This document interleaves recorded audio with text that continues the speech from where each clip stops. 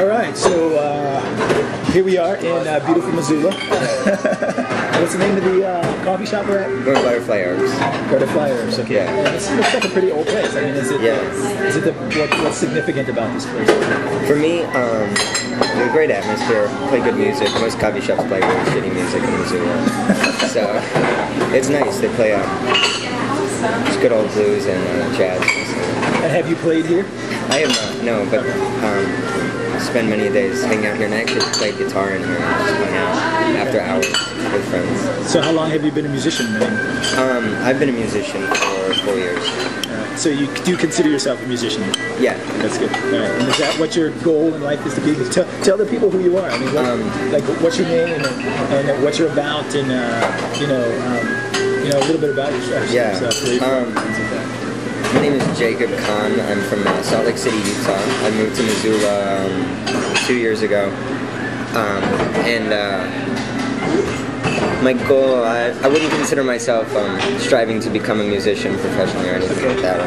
In fact, if I was going to strive for anything professional, it'd be writing. But yeah, lately, especially this summer, has been eye-opening in terms of what I don't have to do. In terms of moving toward a career, and in terms of moving towards something, and just living and being in Missoula. It's a great place to be comfortable and be around people and enjoy life.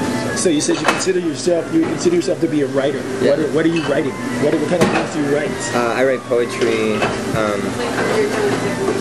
journalism about my own life.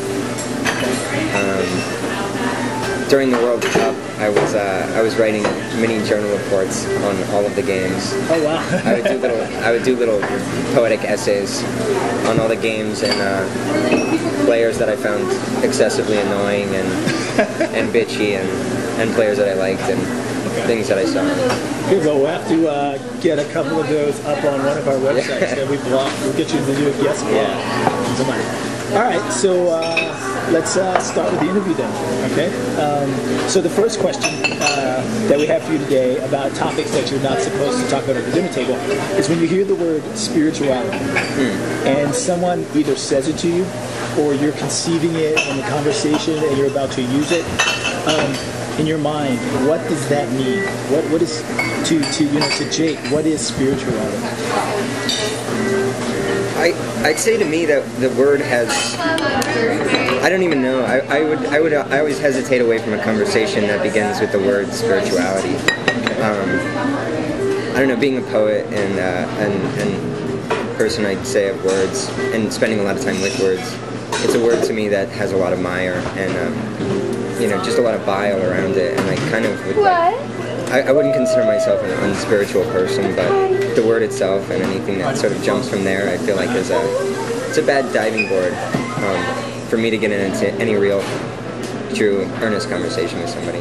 But you do have, because you said, the two things you just said. You said, one, I don't consider myself a spiritual person, and you also said that that it's something that has a lot of muck and mire around it. Yeah. So there is something that you conceive then, and that's what we're trying to get at. Yeah. What is it, that thing that you conceive that has a lot of muck and mire around it, or the thing that you conceive that you are not?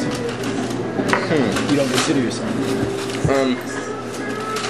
Yeah, I don't know. I mean, I find it a hard thing to go at and try and define these days.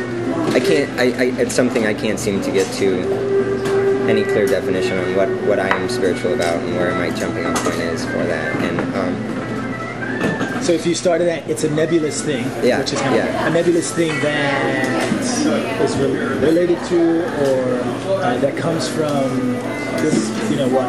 Would you say something like that? That people, it's a nebulous thing that which one of those things might you kind of? It's a nebulous thing that I think brings me into, that brings me into contact with people.